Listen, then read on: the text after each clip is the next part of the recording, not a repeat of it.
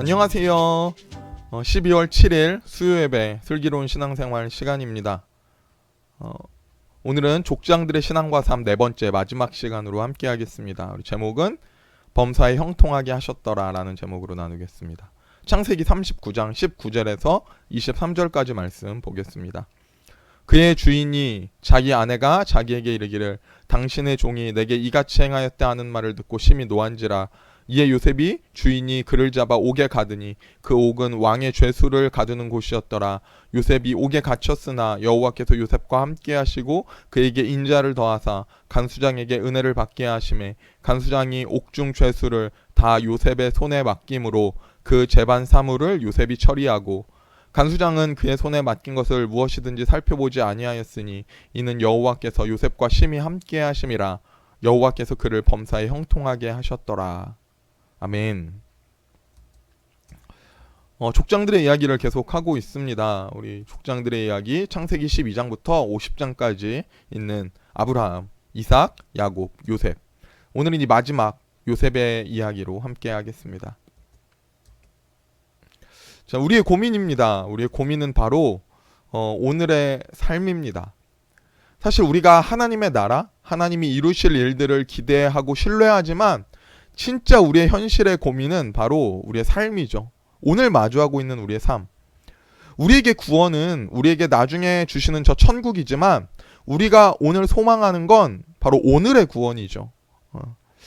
우리의 싸움은 아주 먼 미래에 주님이 허락하신 그 땅을 차지하는 싸움이기도 하지만 또한 오늘의 삶 가운데 승리해야 하는 싸움이기도 합니다.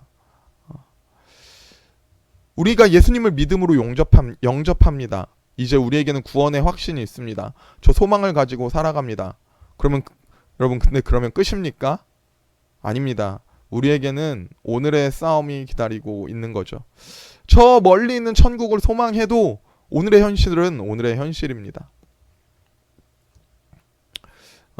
오늘 어려우면 어려운 거잖아요. 오늘 힘들면 우리가 힘든 거잖아요. 오늘의 싸움이 우리에게 너무나 큰 과제 아닙니까? 자, 그러면 오늘의 싸움을 합니다. 누가 오늘의 싸움을 합니까? 바로 믿음의 백성이 오늘을 싸우는 거죠. 저 천국을 바라보는 자가 오늘을 싸웁니다. 오늘의 삶에 씨름하고 오늘의 삶에 승리하려고 발버둥치는 사람은 예수님을 믿음으로 영접한 자이기에 예수님이 나의 포대 되어 명령하신 그 십자가의 길을 따라 걷는 사람이 그 믿음의 싸움을 하는 거죠. 때론 이런 생각도 합니다.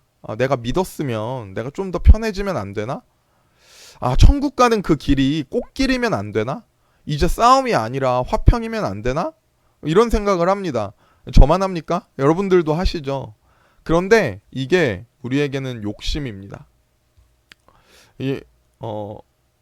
우리가 걷는 길은 편한 꽃길이 아니라 예수님 가신 그 십자가의 길입니다. 이렇게 말씀하셨습니다. 마태복음 10장 34절에서 내가 세상에 화평을 줄로 온 줄 생각하지 말라. 화평이 아니오 거물주로 왔노라. 누가복음 9장 23절 또 무리에게 이르시되 아무든지 나를 따라오려거든 자기를 부인하고 날마다 제 십자가를 지고 나를 따를 것이니라. 로마서 8장에 이렇게 말합니다. 자녀이면 또한 상속자 곧 하나님의 상속자요 그리스도와 함께한 상속자니 우리가 그와 함께 영광을 받기 위하여 고난도 함께 받아야 할 것이니라. 아멘. 여러분 하나님의 계획과 인도하심 신뢰하십니까? 우리는 믿음으로 신뢰하죠. 하나님의 계획, 하나님의 인도하심. 그런데 그 과정, 그 삶의 자리는 만만치 않습니다. 그 가운데 여러분 우리가 이렇게 같이 고백했으면 좋겠습니다. 나는 연약합니다. 내가 힘듭니다. 오늘 살아가는 게 얼마나 나에게 힘든 싸움인지 모릅니다. 그런데 나는 주님 사랑해서 그 길을 갑니다. 내가 저 천국 바라보며 그 길을 갑니다. 오늘 내가 연약하지만 하나님 주신 공급 의지하며 성령의 도우심으로 내가 나갑니다. 그때 내가 능히 감당할 수 있습니다. 이렇게 고백하며 감당하며 걷는 우리 되기를 소망합니다.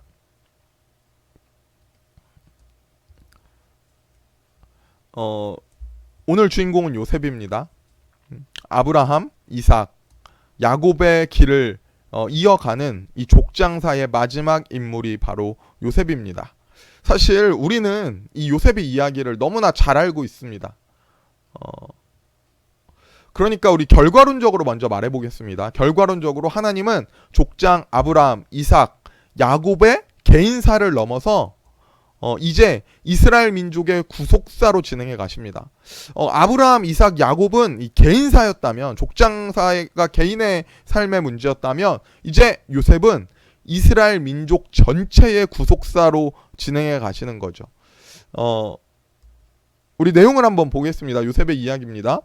요셉은 17세에 형들의 시기로 그 구덩이에 빠집니다. 그리고 애굽에 팔립니다. 애굽에 팔려서 보디발 장군의 집에 노예가 됩니다. 그리고 보디발의 아내의 모함으로 감옥에 갇히게 되죠. 그리고 그곳에서 만난 두 관원장의 꿈을 해석해주고 왕 바로의 꿈을 해석해주는 것으로 어떻게 됩니까? 30세에 애굽의 총리가 됩니다. 이것은요 이스라엘 민족의 구속사입니다. 하나님은 그렇게 요셉을 통해 7년간의 대흉년에서 이스라엘을 구원하도록 하셨습니다. 이거 하나님의 계획이죠. 요셉은 온 민족을 구원하신 예수님을 또한 예표하는 인물이기도 합니다. 그러니까 이 이야기는요 하나님의 계획 안에 있는 놀라운 구속사입니다. 작게는 요셉의 개인사죠. 더 넓게는 이스라엘 전체의 구속사입니다. 더 크게 보면 나중에 예수 그리스도를 향한 우리를 구원하신 그 구속사를 담고 있는 하나님의 계획입니다. 자, 그 가운데에 우리 생각해 보겠습니다. 하나님의 계획입니다. 하나님의 계획은 하나님의 계획이지만 나는 어떻습니까? 나의 삶은 또 다른 얘기죠. 하나님의 시야와 내 시야가 다르잖아요. 하나님은 물론 당연히 역사의 주관자 되십니다. 하나님은요 당연히 그 일을 선하게 이루십니다. 하나님은 실패 없이 신실하게 하나님의 뜻을 이루시죠. 그러면 우리는 고백합니다. 무화과 나뭇잎이 없어도, 포도나무에 열매가 없어도, 외양간에 짐승이 없어도, 내 계획대로 내 뜻대로 이루어지지 않아도 나는 그 구원의 하나님의 계획을 신뢰하며 찬양한다. 이게 우리의 고백이어야 합니다. 그런데 여러분 하지만 그건 하나님의 계획이잖아요. 그건 하나님의 계획이고 내 계획이 아니잖아요. 인간이 어떻게 하나님의 계획을 압니까? 요셉을 나누고 있는데 요셉이 이렇게 총리가 돼서 온 민족을 이스라엘을 구원하고 온 민족을 구원하는 그 구속사에 쓰임받을 줄 누가 알았어요? 그러니까 하나님만 아시는 하나님의 계획 아닙니까? 인간이 어떻게 하나님의 계획을 알아요? 물론 하나님이 나를 크게 쓰실 수도 있습니다. 그런데 지금 내가 걷는 길이 반드시 그렇게 크게 쓰임받는 길이라고 나는 알 수 없잖아요. 하나님의 계획은 선하지만 지금 나에게 닥친 상황은 어떻습니까? 나에게 닥친 상황은 악하게 느껴집니다. 하나님의 시야와 나의 시야가 같지 않기에 나는 오늘이 힘들고 또 의심이 됩니다. 미래가 정해진 게 있습니까? 없잖아요. 그러므로 우리는 불확실한 미래를 가지고 가잖아요. 그게 참 어려운 겁니다. 불확실한 미래. 우리가 미래를 알지 못하게 내가 믿음으로 하나님 앞에 순종한다? 이거 쉬운 게 아니죠. 진짜 믿음이 없으면 그러니까 순종하기 어려운 거예요. 순종하지 못하는 거예요. 하나님 계획 신뢰하고 믿어야 내가 순종하는 거죠.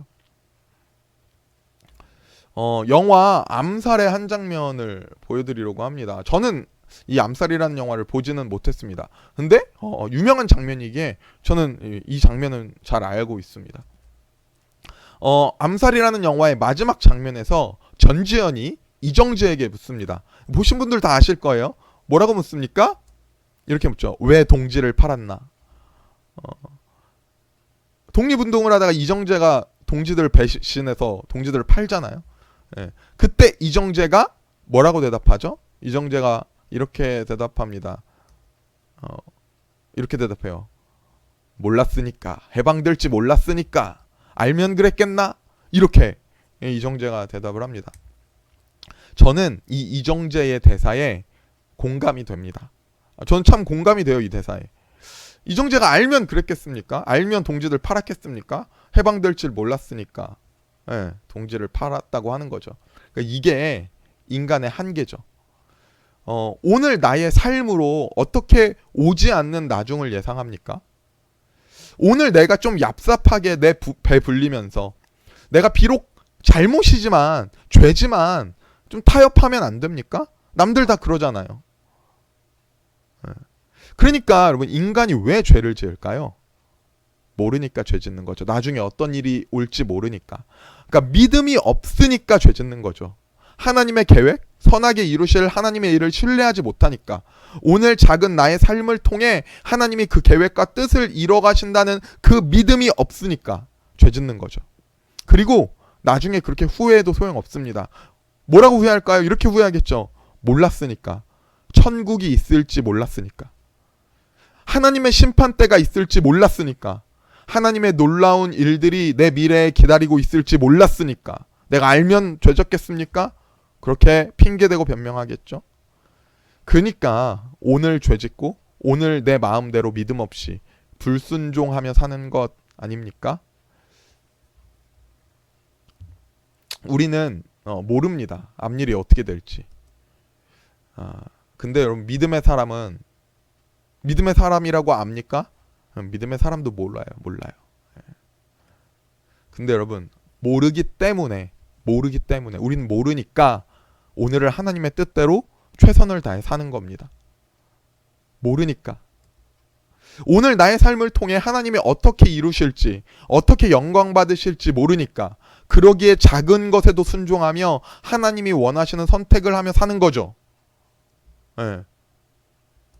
비록 오늘 내 눈에 아무것도 보이지 않아도 하나님이 예비하신 저 천국 바라보며 하나님이 예비하신 놀라운 열매들을 기도하며 하나님이 오늘 나의 삶의 작은 삶을 통해 오늘 나의 작은 노력을 통해 오늘 내가 열심히 타협하지 않고 순종하는 그 모습을 통해 하나님이 이루어 가시는 일이 있으니까 하나님의 계획을 신뢰하며 나는 오늘도 타협하지 않고 최선을 다해 순종하며 믿음으로 사는 것 아닙니까?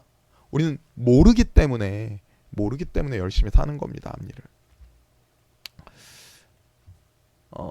요셉은요, 그렇게 사는 우리에게, 오늘을 그렇게 싸워가는 우리에게는 매우 모범적인 인물입니다. 저도 요셉처럼 감당하기를 원합니다. 그리고 여러분도 그 요셉처럼 감당하는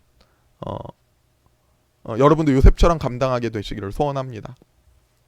요셉의 성품입니다. 우리 요셉의 성품은 성경에서 알 수 있는 요셉의 성품이에요. 일단 요셉의 성품은요, 타협 없이 바릅니다. 요셉의 성품이죠. 37장 2절 창세기 한번 읽어볼게요. 야곱의 족보는 이러하니라. 요셉이 17세의 소년으로 그의 형들과 함께 양을 칠 때에 그의 아버지의 아들들 비라와 실바의 아들들과 더불어 함께 있었더니 그가 그들의 잘못을 아버지에게 말하더라. 아멘. 자, 형들이잖아요. 일하다가 형들이 좀 아버지가 시킨 일 조금 잘못할 수도 있고 조금 대충 할 수도 있고 조금 실수할 수도 있잖아요.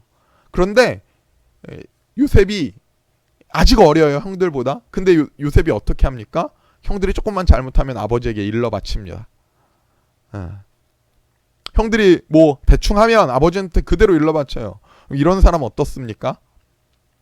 이런 사람 어떤 것 같아요? 좀 다 같이 일하다가 좀 다 같이 쉴 수도 있고 다 같이 편하게 할 수도 있고 조금 다 같이 편법 좀 쓸만한데 어떻게 합니까? 요셉은 아닙니다. 요셉은 절대 그렇지 않습니다. 요셉은 바릅니다. 타협이 없이 바릅니다. 이 요셉의 성품입니다. 그리고 또 하나 요셉의 성품입니다. 요셉의 성품 또 하나는 뭐냐? 눈치가 없습니다. 요셉은 눈치가 없어요. 37장 우리 5절부터 8절까지 한번 읽어볼게요. 요셉이 꿈을 꾸고 자기 형들에게 말하매 그를 더욱 미워하였더라. 요셉이 그들에게 이르되 청하건대 내가 꿈꿈을 들으십시오. 우리가 밭에서 곡식단을 묻더니 내 단은 일어서고 당신들의 단은 내 단을 둘러서서 절하더이다. 그의 형들이 그에게 이르되 내가 참으로 우리의 왕이 되겠느냐 참으로 우리를 다스리게 되겠느냐 하고 그 꿈과 그의 말로 말미암아 그를 더욱 미워하더니. 아멘. 자, 모든 형제들이 요셉을 다 미워해요. 왜 미워해요? 요셉만 채색 옷 입잖아요. 누가 요셉을 시기하지 않겠어요. 그리고 생각해보세요. 부모님이 나에게는 시장에서 파는 몇천 원짜리 옷 입히는데 내 동생에게는요 백화점 가서 브랜드 옷 입힌다고 생각해보십시오. 누가 동생을 좋아하겠습니까? 그런데 문제는 요셉이 이 형들이 자기를 미워하는 것도 모르는 것 같아요. 눈치가 없죠. 그리고 요셉 어떻게 해요? 내가 잘못한 거 있다 싶으면 아버지에게 가서 형들의 잘못을 다 말하잖아요. 그러니까 아주 사회생활을 못하죠. 얼마나 눈치가 없고 사회생활을 못하는지 자기가 꾼 꿈을 형들에게 자랑합니다. 근데 그 꿈의 내용이 뭐예요? 형들의 곡식이 나에게 절하더라. 해와 달이 다 나에게 절하더라. 어떻습니까? 이런 사람? 이런 사람 참 쉽지 않죠. 눈치가 너무 없잖아요. 사회생활 너무 못하잖아요. 그런데 이 요셉을 보면요, 사실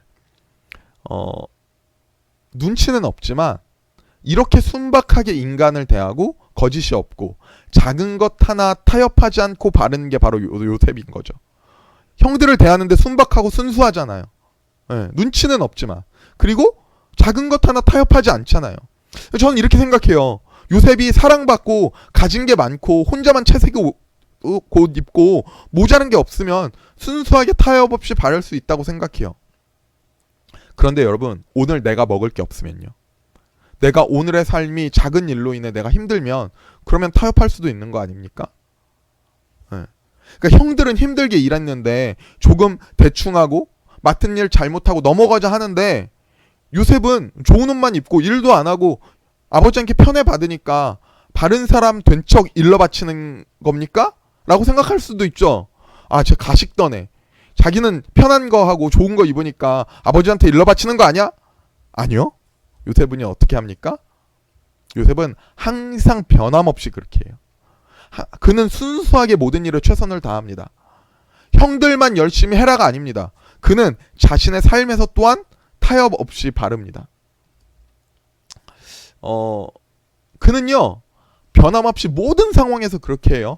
그는요, 종이고 노비일 때에도 옥중에서 죄수일 때에도 그는 그렇게 바른 삶을 살아갑니다. 그러니까 형들의 잘못을 이르는 야비한 사회생활 못하는 그런 사람이 아니라 요셉은 순수하게 타협하지 않는 바름을 가지고 있는 거예요. 네. 그 타협 없이 바름의 근거를 성경에서 우리는 알 수 있어요. 예, 그의 바름의 근거, 바름의 이유는 바로 이겁니다. 우리 창세기 39장 9절 말씀입니다. 이 바름의 모습이 다시 나타나요. 우리 읽어볼게요. 이 집에는 나보다 큰 이가 없으며 주인이 아무것도 내게 금하지 아니하였어도 금한 것은 당신뿐이니 당신은 그의 아내임이라. 그런즉 내가 어찌 이 큰 악을 행하여 하나님께 죄를 지으리이까. 아멘. 그러니까 그가 말하는 순수한 바름의 근거는 뭡니까? 요셉이 이렇게 말하는 거예요. 내 주인이 종인 나에게 다 허락했습니다. 다 맡겼습니다. 근데 오직 금한 것은 당신뿐인데 내가 어찌 주인에게가 아니라 뭐라고 말합니까? 내가 어찌 하나님께 죄를 지으리까? 이게 요셉의 대답이고 요셉이 바르게 타협 없이 바르게 살아가는 이유입니다. 뭐예요? 하나님 앞에 어떻게 내가 죄져요? 내가 형들의 불의를 봅니다. 내가 눈 감을 수도 있어요. 내가 눈치 있게 형들하고 잘 지내기 위해서 넘어갈 수도 있어요. 그런데 뭐라고 말합니까? 내가 어떻게 타협해요? 하나님 앞에서. 내가 보디발의 아내와 불의한 일을 하며 안전하고 편하게 여기 살 수 있어요. 그런데 내가 어떻게 그렇게 합니까? 내가 내 주인 보디발 이전에 나의 진짜 주인인 하나님 앞에서 내가 어떻게 그래요? 이거 쉬운 일 아니죠. 쉬운 일 아닙니다. 왜 쉽지 않습니까? 그의 상황이 고난의 연속이기 때문에 쉽지 않아요. 그는 평생 타협하면 조금 눈 감고 조금 속이면 편하게 살 수 있었습니다. 형들과도 잘 지낼 수 있었고요. 보디발의 집에서도 편하게 살 수 있었습니다. 그런데 어떻게 합니까? 그는 모든 상황에서도 여전히 하나님 앞에서 그렇게 바르게 있습니다. 비록 그가 눈치가 없어도요. 비록 그가 사회생활을 못해도요. 그는요, 흔들림 없이 자신의 일에 최선을 다합니다. 타협하지 않고 바른 것처럼 그의 삶은요, 타협하지 않고 바르게 사는 삶으로 살아갑니다. 누구 앞에서? 하나님 앞에서. 이게 그의 바름의 이유입니다. 우리는 흔히 요셉의 형통을 말합니다. 요셉의 형통. 여러분, 무엇이 형통입니까? 여러분, 여호와께서 함께 하심으로 형통한 삶이 무엇입니까? 요셉은 이제 개인의 족장사를 넘어 하나님이 이끄시는 구속사의 중심 인물이 됩니다. 놀랍게 쓰임받는 인물이 바로 요셉이죠. 그 요셉을 하나님께서 형통하게 하셨고 형통하게 쓰임받습니다. 그런데 여러분, 요셉이 왜 형통이에요? 요셉이 결과론적으로 잘 됐기에 형통합니까? 성경이 기록하는 형통을 기록할 때 요셉이 잘 됐기에 형통을 기록하지 않아요. 요셉이 애굽의 총리가 됐기에 그렇게 이뤄냈기에 형통입니까? 아니죠. 하나님이 함께 하시면 큰 사람이 됩니다. 네, 물론 그렇게 될 수 있어요. 그런데 여러분, 큰 사람이 되는 게 바로 요셉이 우리에게 주는 교훈입니까? 전 아니라고 생각합니다. 우리 오늘 본문 2절 3절입니다. 우리 함께 읽어보겠습니다. 여호와께서 요셉과 함께 하심으로 그가 형통한 자가 되어 그의 주인 애굽 사람의 집에 있으니 그의 주인이 여호와께서 그와 함께 하심을 보며 또 여호와께서 그의 범사에 형통하심을 보았더라. 아멘. 네, 범사에 형통합니다. 그러니까 그가 고난 중에도 여전히 타협 없는 순수함으로 하나님 앞에 바르게 최선을 다해 살아갑니다. 전 이게 형통이라고 생각해요. 나에게 고난이 있습니다. 나에게 유혹의 순간이 있습니다. 나에게 트러블이 있습니다. 나에게 선택의 순간이 있습니다. 그때 나의 삶과 선택은 어떻습니까? 어느 순간에서라도 나의 양심이 하나님을 향하며 순전하게 그렇게 하나님의 방법과 하나님의 뜻대로 순종하며 나가는 것. 어느 자리에 있든지 내가 하나님 앞에서 최선을 다해 성실하게 감당하는 것. 여러분, 이게 형통입니다. 여러분, 이러면요, 사실 결과는 안 좋을 수도 있습니다. 사회생활이 잘 안 될 수도 있어요. 융통성 없는 사람이 될 수도 있습니다. 몸이 힘들 수도 있습니다. 요셉이 그렇잖아요. 그런데 그럼에도 나의 양심을 저버리지 않고 사는 그 신실함, 매 순간 하나님 앞에 최선을 다하는 그 삶이 바로 형통입니다. 그럼 그렇게 살면요, 하나님께만 인정받습니까? 아닙니다. 세상 사람들도 알아요. 저 사람 바른 사람이다. 저 사람 흔들림 없는 사람이다. 세상 사람들도 아는 거예요. 자, 우리 요한 3서 1장 2절입니다. 사랑하는 자여, 내 영혼이 잘됨 같이 내가 범사에 잘되고 강건하기를 내게 간구하노라. 내가 간구하노라. 아멘. 우리 너무 좋아하는 구절의 말씀입니다. 이게 형통이죠. 범사에 형통한 것이 형통입니다.